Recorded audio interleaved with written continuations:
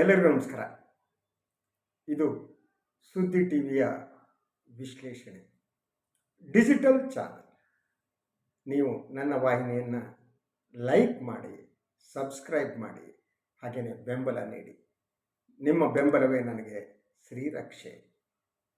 ಇಂತಹ ಒಂದು ಸ್ವತಂತ್ರ ಪತ್ರಿಕೋದ್ಯಮವನ್ನು ಉಳಿಸುವುದಕ್ಕೆ ತಮ್ಮ ಬೆಂಬಲ ಅತ್ಯಗತ್ಯ. ಅದಿಲ್ಲದಿದ್ದರೆ ನಿಮಗೆ ಒಂದೇ ರೀತಿಯ ಭಜನಾ ಮಂಡಳಿಯ ಸುದ್ದಿಗಳು ಸಿಗ್ತವೆ. ಭಜನಾ ಮಂಡಳಿಗಳಿಗೆ ಹೊರತುಪಡಿಸಿ ಸುದ್ದಿ ಬೇಕು ಅಂತಂದರೆ ತಾವು ಸುದ್ದಿ ಟಿವಿಯನ್ನು ನೋಡಲೇಬೇಕು, ಲೈಕ್ ಮಾಡಲೇಬೇಕು, ಸಬ್ಸ್ಕ್ರೈಬ್ ಮಾಡಲೇಬೇಕು, ಬೆಂಬಲಿಸಲೇಬೇಕು. ಅದೇ ಸ್ವತಂತ್ರ ಪತ್ರಿಕೋದ್ಯಮಕ್ಕೆ ಆಕ್ಸಿಜನ್ ಅಥವಾ ಆಮ್ಲಜನಕ. ಈಗ ಇವತ್ತಿನ ವಿಷಯದ ಹತ್ತ ಬರ್ತೀನಿ ನಾನು. ಅದು ಮಹಾರಾಷ್ಟ್ರದ ರಾಜಕಾರಣ. ಒಂದು ಪತನದ ಕಥೆ. ಇದೊಂದು ಪತನದ ಕಥೆ. ಈ ಮಹಾರಾಷ್ಟ್ರ ರಾಜಕಾರಣ ಇವತ್ತು ಒಂದು ಹಂತಕ್ಕೆ ಬಂದು ನಿಂತಿದೆ. ವಿಕಾಸ್ ಅಘಾಡಿ ಸರ್ಕಾರ ಉರುಳಿ ಬಿದ್ದಿದೆ. ಮಹಾರಾಷ್ಟ್ರದ ಮುಖ್ಯಮಂತ್ರಿ ಉದ್ಧವ್ ಠಾಕ್ರೆ ಮುಖ್ಯಮಂತ್ರಿ ಸ್ಥಾನಕ್ಕೆ ರಾಜೀನಾಮೆಯನ್ನು ಕೊಟ್ಟಿದ್ದಾರೆ. ಇದರೊಂದಿಗೆ ಬಿಜೆಪಿ ಇನ್ನೊಂದು ರಾಜ್ಯವನ್ನು ತನ್ನ ತೆಕ್ಕೆಗೆ ತೆಗೆದುಕೊಳ್ಳಲು ವೇದಿಕೆ ಸಿದ್ಧವಾಗಿದೆ. ಯಾವುದೇ ಕ್ಷಣದಲ್ಲಿ ದೇವೇಂದ್ರ ಫಡ್ನವೀಸ್ ಮತ್ತು ಏಕನಾಥ್ ಶಿಂದೆ ರಾಜ್ಯಪಾಲರನ್ನು ಭೇಟಿ ಮಾಡಿ ಸರ್ಕಾರ ರಚನೆಗೆ ಹಕ್ಕು ಮಂಡಿಸಬಹುದು. ಬಹುಮಟ್ಟಿಗೆ ಬಿಜೆಪಿ ಮತ್ತು ಏಕನಾಥ್ ಶಿಂದೆ ಅವರ ಸರ್ಕಾರ ಅಧಿಕಾರಕ್ಕೆ ಬರುತ್ತೆ. ಯಾರು ಮುಖ್ಯಮಂತ್ರಿ ಆಗ್ತಾರೆ ಅನ್ನೋದು ಕ್ಲಾರಿಫೈ ಆಗಿದ್ದರೂ ಕೂಡ ಫಡ್ನವೀಸ್ ಅವರೇ ಮುಂದಿನ ಮುಖ್ಯಮಂತ್ರಿ ಆಗುವ ಸಾಧ್ಯತೆ ಹೆಚ್ಚಿದೆ. ಅನೈತಿಕ ರಾಜಕಾರಣದ ಒಂದು ಸುತ್ತು ಇದರೊಂದಿಗೆ ಮುಗಿದಿದೆ. ಈ ಅನೈತಿಕ ರಾಜಕಾರಣದ ಪ್ರಾರಂಭ ಆದದ್ದು ಚುನಾವಣೆಯ ನಂತರ. ಅದರ ಜವಾಬ್ದಾರಿಯನ್ನು ಕೂಡ ಶಿವಸೇನೆ ಅಥವಾ ಉದ್ಧವ್ ಠಾಕ್ರೆ ಹೊರಲೇಬೇಕು. ಯಾಕೆಂದರೆ ಬಿಜೆಪಿಯ ಜೊತೆಗೆ ಚುನಾವಣೆಯನ್ನು ಎದುರಿಸಿ ಅದರ ನಂತರ ಇದ್ದಕ್ಕಿದ್ದಾಗ ಮೈತ್ರಿಯನ್ನು ಕಡಿದುಕೊಂಡು ಇನ್ನೊಂದು ಪಕ್ಷದ ಜೊತೆ ಹೋಗುವುದು ಅನೈತಿಕ ರಾಜಕಾರಣ. I don't deny that. ಅವರು ಅನೈತಿಕ ರಾಜಕಾರಣವನ್ನು ಪ್ರಾರಂಭಿಸಿದವರು ಅವರೇನೆ ಉದ್ಧವ್ ಠಾಕ್ರೆ. ಅದರೊಂದಿಗೆ ಪ್ರಾರಂಭವಾದ ಅನೈತಿಕ ರಾಜಕಾರಣ ಇವತ್ತು ಅವರ ಸರ್ಕಾರದ ಪತನದ ಒಂದಿಗೆ ಒಂದು ಸುತ್ತು ಮುಗಿಸಿದೆ. ಇಲ್ಲಿ ಹಲವಾರು ಸ್ಟೆಪ್ಗಳು ಕಾಣ್ತಾ ಹೋಗ್ತವೆ. ಯಾಕೆ ಬಿಜೆಪಿಯ ಜೊತೆ ಹೊಂದಾಣಿಕೆ ಮಾಡಿಕೊಂಡು ಚುನಾವಣಾ ಎದುರಿಸಿದ ಶಿವಸೇನೆ ಅಥವಾ ಉದ್ಧವ್ ಠಾಕ್ರೆ ಆ ಮೈತ್ರಿಯಿಂದ ಹೊರಗೆ ಬಂದದ್ದಕ್ಕೆ ಕಾರಣ ಏನು? ಅಲ್ಲಿಂದ ಇದೆಲ್ಲ ಪ್ರಾರಂಭವಾದ್ದು. ಅದರ ಬೀಜ ಇರುವುದು ಅಲ್ಲೇ. ಅದಕ್ಕೆ ಕಾರಣ ಬಹಳ ಸ್ಪಷ್ಟ. ಯಾಕೆ ಉದ್ಧವ್ ಠಾಕ್ರೆ ಈ ಕೆಲಸ ಮಾಡಿದ್ರು? ಒಂದು, ಮಹಾರಾಷ್ಟ್ರದಲ್ಲಿ ಸಾವಕಾಶವಾಗಿ ಭಾರತೀಯ ಜನತಾ ಪಕ್ಷ ಶಿವಸೇನೆಯನ್ನು ಕಬಳಿಸುವುದಕ್ಕೆ ಪ್ರಾರಂಭಿಸಿತ್ತು. ಶಿವಸೇನೆ ದಿನದಿಂದ ದಿನಕ್ಕೆ ಶಿಥಿಲಗೊಳ್ಳುತ್ತಾ ಇತ್ತು, ಬಿಜೆಪಿ ಪ್ರಬಲವಾಗ್ತಾ ಇತ್ತು. ಅಂದರೆ ಅವರ ಟಾರ್ಗೆಟೆಡ್ ವೋಟರ್ಸ್ ಏನಿದ್ದಾರೆ, ಈ ಎರಡು ಪಕ್ಷಕ್ಕೆ ಒಂದೇ ವೋಟರ್ಸ್ ಅವರು, ಅವರನ್ನು ಶಿವಸೇನೆಯ ಬೆಂಬಲಿಗರನ್ನು ಎಳೆಯುವ ಕೆಲಸವನ್ನು ಬಿಜೆಪಿ ಮಾಡ್ತಾ ಬಂತು. ಆಗ ಶಿವಸೇನೆಗೆ ಎದುರಾದದ್ದು ಅಸ್ತಿತ್ವದ ಪ್ರಶ್ನೆ, ಉಳಿದುಕೊಳ್ಳುವ ಪ್ರಶ್ನೆ. ನಾನು ಉಳಿದುಕೊಂಡ್ರೆ ಎಲ್ಲ ಇದೆ, ಉಳಿದುಕೊಳ್ಳದಿದ್ರೆ ಏನೂ ಇಲ್ಲ. ತತ್ವ ಸಿದ್ಧಾಂತ ಎಲ್ಲ ಕೊನೆ. ಬಿಜೆಪಿ ಸ್ನೇಹಿತ ಪಕ್ಷವೇ ನನ್ನನ್ನು ನುಂಗ್ತಾ ಇದೆ, ಮತದಾರರನ್ನು ಸೆಳೆತಾ ಇದೆ, ಇದನ್ನು ನಾನು ಏನು ಮಾಡಬೇಕು?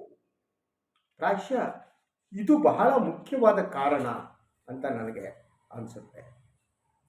ಶಿವಸೇನೆಯನ್ನು ನುಂಗುವುದಕ್ಕೆ ಪ್ರಾರಂಭ ಮಾಡಿತ್ತು ಬಿಜೆಪಿ. ಮುಖ್ಯಮಂತ್ರಿ ಸ್ಥಾನ ಕೂಡ ಶಿವಸೇನೆಗೆ ಕೊಡುವುದಕ್ಕೆ ಬಿಜೆಪಿ ಸಿದ್ಧ ಇರಲಿಲ್ಲ. ಈ ವಿಚಾರವನ್ನು ಉದ್ಧವ್ ಠಾಕ್ರೆ ಮುಂದಕ್ಕೆ ಇಟ್ಟುಕೊಂಡರು. ಅವರಿಗೆ ಅನಿಸಿತ್ತು, ನಾನು ಬಿಜೆಪಿಯ ಈ ಮೈತ್ರಿಯಲ್ಲಿ ಇಬ್ಬರು ಸಮಾನ ಮಿತ್ರರಲ್ಲ, ಅವರು ಬಿಗ್ ಬಾಸು, ನಾನು ಅವರ ಪರಿಚಾರಕ. ಸೊ ಬಿಗ್ ಬಾಸ್ ನನ್ನನ್ನು ನುಗ್ತಾನೆ ಹೆಬ್ಬಾವಿನ ಸುತ್ತು, ಹೆಬ್ಬಾವು ಸುತ್ತಾಕಳುತ್ತೆ, ನಿಮ್ಗೆ ಗೊತ್ತಿರ್ಬೋದು. ಹೆಬ್ಬಾವು ಸುತ್ತಕೊಂಡ್ರೆ ಅದು ಹಂಗೇನೆ ಸುತ್ತ ಗಟ್ಟಿಗೊಳಿಸ್ತಾ ತಾನು ಏನನ್ನ ಹಿಡಿದುಕೊಂಡಿದ್ದೀನೋ ಅದನ್ನು ನುಂಗ್ಬಿಟ್ಟು ಮುಗಿಸ್ಬಿಡುತ್ತೆ. ಇದೊಂದು ರೀತಿ ಹೆಬ್ಬಾವು ರಾಜಕಾರಣನೇ. ಈ ಹೆಬ್ಬಾವಿನ ರಾಜಕಾರಣದಿಂದ ಹೊರಗೆ ಬರೋದಕ್ಕೆ ತಾತ್ವಿಕವಾಗಿ ಮತ್ತು ಸೈದ್ಧಾಂತಿಕವಾಗಿ ವಿರೋಧವಾಗಿದ್ದಂಥ ಕಾಂಗ್ರೆಸ್ ಮತ್ತು NCPಯ ಜೊತೆ ಉದ್ಧವ್ ಠಾಕ್ರೆ ಹೊರಗೆ ಅವರಿಗೆ ತಮ್ಮ ಪಕ್ಷವನ್ನು ಉಳಿಸ್ಕೋಬೇಕಾಯ್ತು. ಅದರ ಜೊತೆಗೆ ಮುಖ್ಯಮಂತ್ರಿ ಆದರೆ ಎಲ್ಲ ಸರಿಯಾಗತ್ತೆ ಅನ್ನುವ ಭಾವನೆ ಕೂಡ ಅವರಿಗೆ ಇರ್ಬೋದು ಅಂತ ಅನಿಸುತ್ತೆ. ಸೊ ಹೀಗಾಗಿ ಅವರು ಮೈತ್ರಿಯಿಂದ ಹೊರಗೆ ಬಂದರು, BJPಯನ್ನು ದೂರ ಮಾಡಿದ್ರು. ಈ ನಡುವೆ ಹಲವಾರು ಘಟನೆಗಳು ನಡೆದು, ಪರಸ್ಪರ ದೋಷಾರೋಪಣೆಗಳು ನಡೆದು, ಇನ್ನೊಂದು ನಡೆದು ಅವರು ದಿಢೀರಾಗಿ NCP ಕಾಂಗ್ರೆಸ್ ಜೊತೆ ಸರ್ಕಾರವನ್ನು ರಚಿಸಬೇಕು. ಇದು BJPಗೆ ನುಂಗಲಾರದ ತುತ್ತಾಗಿತ್ತು. ಈ ಹೊಸ ಸ್ನೇಹ ಏನಿದೆ ಅದರ ಬೆದರಿಕೆ ಒಂದು, ಎರಡನೇದಾಗಿ ಸೊ ಈ ರೀತಿಯ ರಾಜಕಾರಣದಿಂದ BJPಗೆ ತೊಂದರೆ ಆಗತ್ತೆ. ಸೊ ಈ ಸರ್ಕಾರ ರಚಿಸಿದ ಮೇಲೆ BJPಯ ನಾಯಕತ್ವದ ಮುಂದೆ ಇದ್ದ ಒಂದು ಪ್ರಶ್ನೆ ಅಂದರೆ, ಇವರನ್ನ ಮಣಿಸುವುದು ಹೇಗೆ, ಇವರನ್ನ ತುಳಿಯುವುದು ಹೇಗೆ, ಇವರನ್ನ ಸಿಕ್ಕಾಕ್ಸುವುದು ಹೇಗೆ, ಶಿವಸೇನೆಯನ್ನು ಒಡೆಯುವುದು ಒಂದು ದಾರಿನ ಅಥವಾ ಬೇರೆ ಬೇರೆ ದಾರಿಗಳಿಲ್ಲ. ಈ ಪ್ರಶ್ನೆ ಇದ್ದಾಗ BJP ಮೊದಲು ಅನುಸರಿಸಿದ್ದು ತಮ್ಮ ನ್ಯಾಷನಲ್ ಏಜೆನ್ಸಿಗಳಿವೆ, ತನಿಖಾ ಸಂಸ್ಥೆಗಳಿವೆ, ಅದರ ಬಳಕೆಯನ್ನು ಪ್ರಾರಂಭ ಮಾಡಿದ್ದು. ಅದು ಸುಮಾರು ಈ ಸರ್ಕಾರ ಅಧಿಕಾರಕ್ಕೆ ಬಂದ ತಕ್ಷಣ ಅದಕ್ಕೊಂದು ವೇದಿಕೆಯನ್ನು ಸಿದ್ಧಪಡಿಸಲಾಯಿತು. ಆ ವೇದಿಕೆ ಸಿದ್ಧಗೊಂಡ ಮೇಲೆ ಅವ್ರನ್ನ ಟಾರ್ಗೆಟ್ ಮಾಡಲಾಯಿತು. NCP ನಾಯಕರನ್ನ ಟಾರ್ಗೆಟ್ ಮಾಡಲಾಯಿತು, ಶಿವಸೇನೆ ನಾಯಕರನ್ನ ಟಾರ್ಗೆಟ್ ಮಾಡಲಾಯಿತು. ದಿನ ಬೆಳಗಾದರೆ ED ಅಧಿಕಾರಿಗಳು, ಇನ್ಕಮ್ ಟ್ಯಾಕ್ಸ್ನವರು ಬಂದು ಅವ್ರ ಮನೆ ಬಾಗಿಲು ಬಡಿಯತೊಡಗಿದರು. ಇದೇ ಮೊದಲ ಸೂಚನೆ ಆಗಿತ್ತು. ಬಾಗಿಲು ಬಡಿತಾ ಅವ್ರು ನೇತಾಕೊಂಡು ಹೋಗ್ಬಿಟ್ಟು ಆ ನವಾಬ್ ಮಲ್ಲಿಕ್ ಇಬ್ಬರು ಒಳಗೆ ಕೂಡಿಸಿದ್ದಾರೆ, ಹಂಗೇನೆ ತಗೊಂಡೋಗಿ ಕೂಡಿಸ್ಬಿಟ್ಟು ಅವ್ರನ್ನ ನೈತಿಕವಾಗಿ ಕುಸಿಯುವಂತೆ ಮಾಡಲಾಯಿತು. ಕೇಸ್ ಏನಾಗುತ್ತೆ ಅನ್ನೋದು ನೆಕ್ಸ್ಟ್ ಕ್ವೆಶ್ಚನ್. ಆದರೆ ಅದಕ್ಕಿಂತ ಮೊದಲು ಈ ತನಿಖಾ ಹಂತದಲ್ಲಿ ನಡೆಯುವ ಕಾರ್ಯಾಚರಣೆ ಇದೆಯಲ್ಲ, ಅದು ಹಿಂಸೆ. ಆ ಹಿಂಸೆಯನ್ನು ತಡೆದುಕೊಳ್ಳೋದು ಕಷ್ಟ. ದಿನನಿತ್ಯ ಅವ್ರ ಆಫೀಸಿಗೆ ಕರೆದು ಕೂಡಿಸಿ ಎನ್ಕ್ವೈರಿ ಮಾಡಿ ಅವ್ರನ್ನ ಹೈರಾಣ ಆಗುವಂತೆ ಮಾಡೋದಕ್ಕೆ ಪ್ರಾರಂಭ ಮಾಡಿದ್ರು. ಅದು ಶಿವಸೇನೆಯ ಒಳಗಡೆ ಉದ್ಧವ್ ವಿರುದ್ಧದ ಒಂದು ಗಾಳಿ ಬೀಸುವುದಕ್ಕೆ ಪ್ರಾರಂಭ ಆಯಿತು.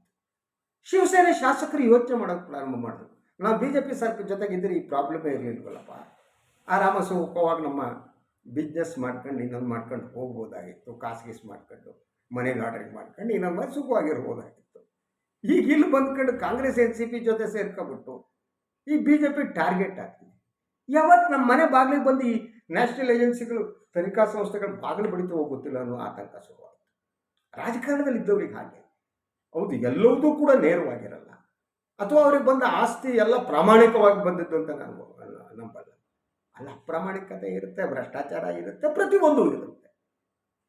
ಸೊ ನೀವು ಮೇಲ್ನೋಟಕ್ಕೆ ನೋಡಿದರೆ ತನಿಖಾ ಸಂಸ್ಥೆಗಳು ಅಟ್ಯಾಕ್ ಮಾಡಿದಾಗ ಕಳೆದ ದುಡ್ಡಿದೆ ತಗೋತಾರೆ ಅಂತ. ಅದರದ್ದು ಉದ್ದೇಶ ಅವರ ಭ್ರಷ್ಟಾಚಾರವನ್ನು ಹೊರಹಾಕುವುದಲ್ಲ, ಅವರ ಉದ್ದೇಶ ಅವರನ್ನು ಮಣಿಸುವುದು, ಅವರು ತಲೆ ಬಗ್ಗೆ ನಿಲ್ಲುವಂತೆ ಮಾಡುವುದು, ಅವರು ತಮ್ಮ ಕಾಲಿಗೆ ಬಂದು ಬೀಳುವಂತೆ ಮಾಡುವುದು, ಸಾಷ್ಟಾಂಗ ನಮಸ್ಕಾರ ಮಾಡುವಂತೆ ಮಾಡುವುದು. ಆ ಕೆಲಸವನ್ನು ಮಾಡೋದಕ್ಕೆ ಪ್ರಾರಂಭ ಆದ ತಕ್ಷಣ ಶಿವಸೇನೆಯ ಒಳಗಡೆ ಒಂದು ರೀತಿಯ ಆತಂಕ, ಅಸ್ಥಿರತೆ ಪ್ರಾರಂಭ ಆಯಿತು. ಈ ಅಸ್ಥಿರತೆಯನ್ನೇ ಒಂದು ಅಸ್ತ್ರವನ್ನಾಗಿ BJP ಬಳಸುವುದಕ್ಕೆ ಪ್ರಾರಂಭ ಮಾಡಿತು. ಈ ಅಸ್ಥಿರತೆಯನ್ನು ಬಳಸುವುದಕ್ಕೆ ಅವರಿಗೆ ಒಬ್ಬ ನಾಯಕ ಬೇಕಾಗಿತ್ತು. ಈ ಅಸ್ಥಿರತೆಯನ್ನು ಹೆಚ್ಚು ಮಾಡೋದಕ್ಕೂ ಒಬ್ಬ ನಾಯಕ ಬೇಕಾಗಿತ್ತು ಶಿವಸೇನೆಯ ಒಳಗಡೆ. ಹಾಗೆ ಶಿವಸೇನೆಯನ್ನು ಒಡೆಯುವ ಹಂತಕ್ಕೆ ತಂದು ಉದ್ಧವ್ ಠಾಕ್ರೆ ರಾಜೀನಾಮೆ ನೀಡುವಂತೆ ಮಾಡುವುದಕ್ಕೆ ಒಂದು ಅಸ್ತ್ರವಾಗಿ ಒಬ್ಬ ನಾಯಕ ಬೇಕಾಗಿತ್ತು. ಆ ನಾಯಕನನ್ನು ಅವರು ಕಂಡುಕೊಂಡಿದ್ದು ಏಕನಾಥ್ ಶಿಂಧೆ ಅವರಲ್ಲಿ. ಏಕನಾಥ್ ಶಿಂಧೆ ಶಿವಸೇನೆಯ ಒಬ್ಬ ಪ್ರಬಲ ನಾಯಕರು ಅನ್ನೋದ್ರಲ್ಲಿ ಅನುಮಾನ ಇದೆ. ಒಬ್ಬ ರಿಕ್ಷಾ ಓಡಿಸುತ್ತಿದ್ದಂಥ ವ್ಯಕ್ತಿ ಇವತ್ತು ಈ ಹಂತಕ್ಕೆ ಬೆಳೆದದ್ದೇ ಒಂದು ರೋಚಕವಾದ ಕಥೆ. ಸೊ ಅವರನ್ನು ಬಳಸಿಕೊಳ್ಳೋದಕ್ಕೆ, ಯಾಕಂದರೆ BJP ಜೊತೆಗೆ ಏಕನಾಥ್ ಶಿಂಧೆ ಸಂಬಂಧ ಭಾಳ ಚೆನ್ನಾಗಿತ್ತು ಮೊದಲಿದ್ದಾರೆ. ಯಾವಾಗ ಶಿವಸೇನೆ ಮತ್ತು BJPಯ ಸರ್ಕಾರ ಇತ್ತೋ ಆಗ ಇವರ ಮಧ್ಯವರ್ತಿಯಾಗಿ ಕೆಲಸ ಮಾಡ್ತಿದ್ದವರು ಇದೇ ಏಕನಾಥ್ ಶಿಂಧೆ. ಅವರನ್ನು ಹಿಡಿಯಲಾಯಿತು. ಗೇಮ್ ಪ್ಲಾನ್ ಸಿದ್ಧವಾಯಿತು, ಹೇಗೆ ಆಟ ಆಡಬೇಕು. ಆದರೆ ಅದಕ್ಕೆ ಪಕ್ಷಾಂತರ ನಿಷೇಧ ಕಾನೂನು ಅಡ್ಡಿಯಾಗಿತ್ತು. ಈ ಕಾನೂನಿಂದ ತಪ್ಪಿಸಿಕೊಂಡು ಈ ಒಂದು ಕ್ಷಿಪ್ರ ಕ್ರಾಂತಿಯನ್ನು ಮಾಡಬೇಕು. ಅದಕ್ಕೆ ಪ್ಲ್ಯಾನ್ಗಳು ಸಿದ್ಧವಾಗಿವೆ. ಹಲವು ಸುತ್ತು ಮಾತುಕತೆಗಳಿವೆ. ಕೇಂದ್ರದಲ್ಲಿ ಅಧಿಕಾರದಲ್ಲಿರುವ ಪಕ್ಷವೇ ಪಕ್ಷಾಂತರ ನಿಷೇಧ ಕಾನೂನನ್ನು ಉಲ್ಲಂಘಿಸುವ ದಾರಿಗಳನ್ನು ಹುಡುಕಿ ಇವರ ಮುಂದೆ ಇಡ್ತಾ ಇತ್ತು. ಆದರೆ ಅವರು ಸ್ಪಷ್ಟವಾಗಿ ಆ ಸಂದರ್ಭದಲ್ಲಿ ಒಂದು ತೀರ್ಮಾನಕ್ಕೆ ಬಂದಿದ್ದರು. ಕರ್ನಾಟಕ ಮತ್ತು ಮಹಾರಾಷ್ಟ್ರದಲ್ಲಿ ಯಾವ ಅಸ್ತ್ರವನ್ನು ಬಳಸುವೋ ಆ ಅಸ್ತ್ರವನ್ನು ಇಲ್ಲಿ ಬಳಸುವುದು ಬೇಡ. ಇಲ್ಲಿ ಬೇರೆ ಅಸ್ತ್ರವನ್ನು ಬಳಸೋಣ, ಬೇರೆ ದಾರಿಯನ್ನು ಹಿಡಿಯೋಣ. ಅದಕ್ಕಾಗಿಯೇ, ಯಾಕೆಂದರೆ ನೀವು ಶಿವಸೇನೆಯ ಬೆಂಬಲಿಗರಿಗೆ 56 ಶಾಸಕರು, ಪಕ್ಷವನ್ನೇ ಟೇಕ್ ಓವರ್ ಮಾಡ್ಬೋದು. ಪಕ್ಷವನ್ನು ಈ ಒಂದು ಭಿನ್ನಮತೀಯ ಗುಂಪು ಟೇಕ್ ಓವರ್ ಮಾಡ್ಬೋದು. ಪಕ್ಷಕ್ಕೆ ತಗೋಬಿಟ್ರೆ ಪ್ರಾಬ್ಲಮ್ ಇರಲ್ಲ. ಆದರೆ ಅಲ್ಲಿ ಈಗಲೂ ಇನ್ನೊಂದು ಪ್ರಾಬ್ಲಮ್ ಇದೆ. ನೀವು ಪಕ್ಷವನ್ನು ನಿಮ್ಮ ಸುಪರ್ದಿಗೆ ತೆಗೆದುಕೊಂಡು ತೀರ್ಮಾನಕ್ಕೆ ಬರುವುದಕ್ಕಿಂತ ಮೊದಲು ನಿಮಗೆ ಇರುವ ಸಮಸ್ಯೆ ಅಂದರೆ ಇದೇ ಪಕ್ಷಾಂತರ ನಿಷೇಧ ಕಾನೂನು. ಇದರಿಂದ ಹೊರಗೆ ಬರಬೇಕು ಅಂತಂದರೆ ಕೇವಲ ಸಂಖ್ಯಾಬಲ ಇದ್ದರೆ ಸಾಕಾಗಲ್ಲ. ಈಗಿನ ಕಾನೂನಿನ ಪ್ರಕಾರ ಅವರು ಇನ್ಯಾವುದೋ ಒಂದು ಪಾರ್ಟಿ ಒಳಗೆ ಮರ್ಜ್ ಆಗಬೇಕು, ಇನ್ನೊಂದು ಮಾಡಬೇಕು. ಅದು ಕಷ್ಟ ಸಾಧ್ಯ. ಅದು ಈಗ ಮುಂದಿರುವ ಸಮಸ್ಯೆ. ಇದು ಈ ಒಂದು ಪತನ, ರಾಜಕಾರಣದ ಪತನದ ಮುಂದುವರಿದ ನೋಟಗಳಿವು, ಮುಂದುವರಿದ ಚಿತ್ರಗಳಿವು. ಸೊ ಇದರ ನೇತೃತ್ವ ವಹಿಸಿದ್ದು ಕೇಂದ್ರದಲ್ಲಿ ಅಧಿಕಾರ ನಡೆಸುವಂತಹ BJP. ಅನೈತಿಕ ರಾಜಕಾರಣವನ್ನು ಶಿವಸೇನೆ ಪ್ರಾರಂಭಿಸಿತು, BJP ಅದನ್ನು ಮುಂದುವರಿಸ್ತಾ ಇವತ್ತೇನು ಅವರು ರಾಜೀನಾಮೆ ನೀಡುವ ಒಂದು ಹಂತಕ್ಕೆ ಮುಖ್ಯಮಂತ್ರಿಗಳು ಬಂತು. ಅವರು ರಾಜೀನಾಮೆಯನ್ನು ಕೂಡ ಕೊಟ್ಟರು. ಅವ್ರಿಗೆ ಯಾಕೆ ಸಮಸ್ಯೆ ಏನಾಯಿತು ಅಂದರೆ, ಸುಪ್ರೀಂ ಕೋರ್ಟು ಕೂಡ ಉದ್ಧವ್ ಠಾಕರೆಗೆ ಪರವಾದ ತೀರ್ಮಾನವನ್ನು ಕೊಟ್ಟಿಲ್ಲ. ತೀರ್ಮಾನ ಉದ್ಧವ್ ಠಾಕರೆ ಪರವಾಗಿ ಬಂದಿಲ್ಲ. ಫ್ಲೋರ್ ಟೆಸ್ಟ್ ಆಗಲೇಬೇಕು ನಾಳೆ ಅನ್ನುವ ಏನು ರಾಜ್ಯಪಾಲರ ತೀರ್ಮಾನ ಇತ್ತು, ಅದನ್ನು ಬೆಂಬಲಿಸಿತು. ಆಗ ಎಲ್ಲ ಶಸ್ತ್ರಾಸ್ತ್ರಗಳನ್ನು ಉದ್ಧವ್ ಠಾಕರೆ ಕಳೆದುಕೊಂಡರು. ಅವರಿಗೆ ಬೇರೆ ದಾರಿ ಉಳಿದಿಲ್ಲ. ಅವ್ರ ಮುಂದಿರುವ ದಾರಿ ಒಂದೇ ಆಗಿತ್ತು, ಹೇಗಾದರೂ ಮಾಡಿ ನನ್ನ ಪಕ್ಷವನ್ನು ಉಳಿಸ್ಕೋಬೇಕು, ಶಿವಸೇನೆಯನ್ನು ಉಳಿಸ್ಕೋಬೇಕು. ಸೊ ಈಗ ಇದು ಇಲೆಕ್ಷನ್ ಕಮಿಷನ್ ತೀರ್ಮಾನವನ್ನು ತೆಗೆದುಕೋಬೇಕು ಈ ಪಕ್ಷದ ವಿಚಾರದಲ್ಲಿ. ಆದರೆ ಅದು ಕೂಡ ಸುಲಭ ಅಲ್ಲ. ಯಾಕೆಂದರೆ ಇಲ್ಲಿರುವ ಸಮಸ್ಯೆ ಅಂತಂದರೆ, ಒಂದು ಕೇವಲ ಸಂಖ್ಯಾಬಲದಿಂದ ಮಾತ್ರ ಒಂದು ಪಕ್ಷ ಇಂತಹ ಗುಂಪಿಗೆ ಸೇರಿದೆ ಅಂತ ತೀರ್ಮಾನ ತೆಗೆದುಕೊಳ್ಳೋಕ್ಕಾಗಲ್ಲ. ಪಕ್ಷ ಅಂದರೆ ಅದಕ್ಕೆ ಬೇರೆ ಬೇರೆ ಸಮಿತಿಗಳ ಅಧ್ಯಕ್ಷ, ಜಿಲ್ಲಾಧ್ಯಕ್ಷರಿರ್ತಾರೆ, ಬ್ಲಾಕ್ ಕಮಿಟಿ ಅಧ್ಯಕ್ಷರುಗಳಿರ್ತಾರೆ. ಹೀಗೆ ಅವರೆಲ್ಲರ ಅಭಿಪ್ರಾಯ ಕೂಡ ಮುಖ್ಯ ಆಗುತ್ತೆ. ಪಕ್ಷದಲ್ಲಿ ಅವರ ಕಾರ್ಯಕಾರಿ ಸಮಿತಿ ಇರುತ್ತೆ. ಇದನ್ನೆಲ್ಲ ಮೀರಿ ಅವರಿಗೆ ಮಾಡೋದು ಕಷ್ಟ. ಅದಕ್ಕೆ ಬೇರೆ ದಾರಿಯ ಹುಡುಕುವ ಯತ್ನ ಅಂತ ನನಗೆ ಅನಿಸ್ತು. ಇದು ನನಗೆ ಅನೈತಿಕ ರಾಜಕಾರಣದ ಒಂದು 3ನೇ ಹಂತ ಅಂತ ನನಗೆ ಅನಿಸುತ್ತೆ. ಇದನ್ನು ಸಿದ್ಧಪಡಿಸುವುದಕ್ಕೆ ಮಹಾರಾಷ್ಟ್ರದ ಶಿವಸೇನೆಯ ಬಂಡಾಯ ಶಾಸಕರನ್ನ ಅವ್ರನ್ನ ಒಂಥರ ತೀರ್ಥಯಾತ್ರೆಗಳ ಹೋದವರಂತೆ ಮಾಡಲಾಯಿತು. ತೀರ್ಥಯಾತ್ರೆ ತಂಡ ಇದ್ದಂಗೆ ಭಾರತ ದರ್ಶನ, ಭಾರತ ಪರ್ಯಟನ ನೋಡಿ ಜನತಂತ್ರ ಎಲ್ಲಿವರೆಗೆ ಬಂತು ಅಂತ. ಅವರು ಮುಂಬೈನಿಂದ ಹೊರಟರು, ಅಲ್ಲಿಂದ ಸೂರತ್ಗೆ ಹೋದರು, ಅಲ್ಲಿಂದ ಆಸಾಮ್ಗೆ ಹೋದರು, ಈಗ ಆರಾಮಾಗಿ ಗೋವಾಕ್ಕೆ ಬಂದು ಕೂತಿದ್ದಾರೆ. ಯಾವತ್ತು ರಿಟರ್ನ್ ಬರ್ತಾರೆ ಗೊತ್ತಿಲ್ಲ. ಬಟ್ ಅವ್ರ ನಾಯಕ ಏಕನಾಥ್ ಶಿಂಧೆ ಇವತ್ತು ವಾಪಸ್ ಬರ್ಬೋದು ಅಂತ ಹೇಳಲಾಗ್ತಾ ಇದೆ. ಬಂದುಬಿಟ್ಟು ಅವರು ರಾಜ್ಯಪಾಲರನ್ನು ಭೇಟಿ ಮಾಡಬಹುದು ಅನ್ನೋದು ಈಗಿಂದ. ಈ BJPಯ ಕಾರ್ಯತಂತ್ರ ಈಗ ಏನಿದೆ ಅದಂತೂ ಯಶಸ್ವಿಯಾಗುವ ಲಕ್ಷಣ ಕಾಣ್ತಾ ಇದೆ. ಅದರಲ್ಲಿ ಯಾವ ಅನುಮಾನನೂ ಬೇಕಾಗಿಲ್ಲ. ಉದ್ಧವ್ ಠಾಕರೆ ಸರ್ಕಾರ ಉರುಳಿದೆ, ಅದರಂತೆ ಜನತಂತ್ರದ ಮರವೂ ಉರುಳಿದೆ. ಅನೈತಿಕ ರಾಜಕಾರಣ, ಶಿವಸೇನೆಯ ಅನೈತಿಕ ರಾಜಕಾರಣ BJP ಅನೈತಿಕ ರಾಜಕಾರಣದ ಜೊತೆ ಸೇರಿಕೊಂಡಿದೆ. ಮೊದಲಿಂದ ಅನೈತಿಕ ರಾಜಕಾರಣ ಮಾಡ್ತಾ ಬಂದಿದ್ದು ಶಿವಸೇನೆ, ಉದ್ಧವ್ ಠಾಕರೆ. ಅದನ್ನೇ ಅವರ ಪಕ್ಷದ ಬಹುಸಂಖ್ಯಾತ ಶಾಸಕರು ಅದು ಟೇಕ್ಔಟ್ ಮಾಡಿ ಅವರು ಈ ಅನೈತಿಕ ರಾಜಕಾರಣವನ್ನು ಮುಂದುವರಿಸಿದ್ದಾರೆ. BJP ಅವರಿಗೆ ಹೆಗಲು ಕೊಟ್ಟಿದೆ.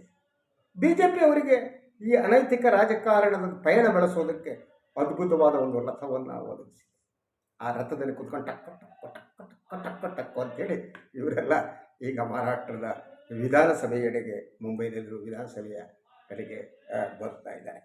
ಸೊ ಭಾರತೀಯ ರಾಜಕಾರಣ ಎಲ್ಲಿಗೆ ಬಂತು ಅನ್ನೋದ್ರ ಬಗ್ಗೆ ನಾವೆಲ್ಲ ಯೋಚನೆ ಮಾಡಬೇಕಾಗಿದೆ. ಇದು ಈ ಹಂತವನ್ನು ತಲುಪಬಾರ್ದಿತ್ತು. ಅದೇ ರೀತಿ ಅಧಿಕಾರದಲ್ಲಿರುವ ಒಂದು ಪಕ್ಷ ಅನೈತಿಕ ರಾಜಕಾರಣವನ್ನೇ ಒಂದು ಅಸ್ತ್ರವನ್ನಾಗಿ ಮಾಡಿಕೊಂಡು ಒಂದೊಂದೇ ರಾಜ್ಯದ ಸರ್ಕಾರವನ್ನು ಉರುಳಿಸ್ತಾ ಅಲ್ಲಿ BJP ಸರ್ಕಾರವನ್ನು ಪ್ರತಿಷ್ಠಾಪಿಸುತ್ತಿರುವುದು ಕೂಡ ಆರೋಗ್ಯಪೂರ್ಣ ರಾಜಕಾರಣ ಅಲ್ಲ. ಈ ಸಮಾಜವೇ ಆರೋಗ್ಯಪೂರ್ಣವಾಗಿಲ್ಲ. ಇನ್ನೇನು ಹೇಳಿ, ಸಮಾಜ ಒಡೆದೋಗ್ಬಿಟ್ಟಿದೆ. ಎಲ್ಲೆಡೆಗೆ ಅನಾರೋಗ್ಯಕರ ಮನಸ್ಥಿತಿ, ಹಿಂಸೆ ತಾಂಡವವಾಡ್ತಾ ಇದೆ. ಹಿಂಸೆ ಬೇರೆ ಬೇರೆ ರೂಪದಲ್ಲಿ ತಾಂಡವವಾಡ್ತಾ ಇದೆ. ಈ ಮಹಾರಾಷ್ಟ್ರದ ಶಾಸಕರು ಶಿವಸೇನೆ ಏನಿದಾರಲ್ಲ, ಅದು ಒಂದು ರೀತಿ ಹಿಂಸೆನೆ.